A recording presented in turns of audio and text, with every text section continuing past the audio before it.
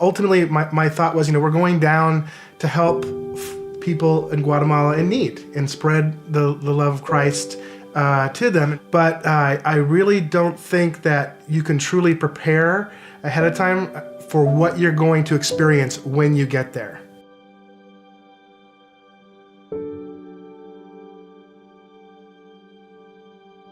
I'm Will Furry, and I've lived now in Palm Coast for going on 4 years. Married to my lovely wife Jamie, and the proud father of 2 little boys, Jack and Peyton Furry. Before we left, there was a lot of things running through my head about what this experience might bring, what we're going to be doing. So when we left the city of Antigua and we actually got out into the community, that's really where you saw the need in Guatemala. Their streets are very unclean. You can see that most of the houses are on hillsides and in very poor condition.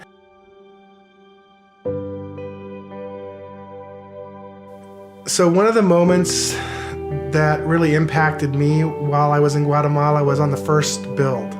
And we were getting close to completion of the building of the home. And I just walked outside and had a water break, and I just was reflecting on the day, and I just really was not feeling it, and I was really questioning whether serving in this capacity was really my calling, for this trip. And so I started to have a little bit of doubt. I said a prayer, and I just asked God to, please, tell me why I'm here and how He can use me, give me a sign or move me in some way that I can, work for you here, for the people of Guatemala. And it didn't take long for Him to answer that prayer. So we had gone through the blessing, and it came time to pray for the family. And that was what I was asked to do. And before we got to that point, I had kind of put a little prayer together in my head. And as I walked up to the family to say the prayer, Clay, one of the IDC leaders down there and our translator, asked if we could ask the family if they needed anything for us to pray for them for. And so we all, of course, said yes. And so as he translated their needs, there wasn't a dry eye in the room, myself included. And now here I am going to have to pray for this family aloud. And I didn't know how I was going to go through it. And I realized at that moment, the prayer that I was going to say was entirely different than when I walked in there.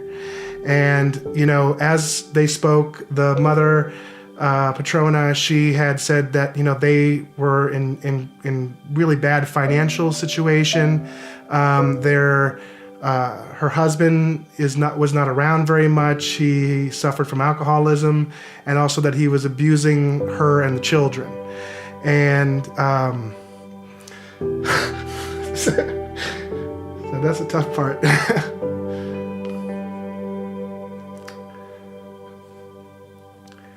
So at that moment, I just said another prayer and kneeled down and took her hand.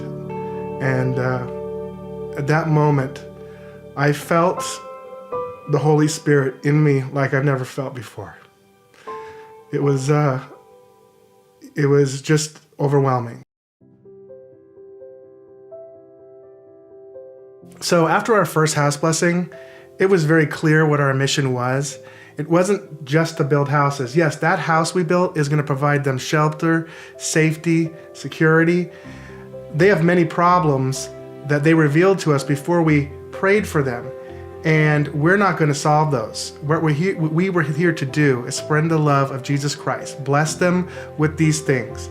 And hopefully they will take their problems, give them to God, and let Him take it from there.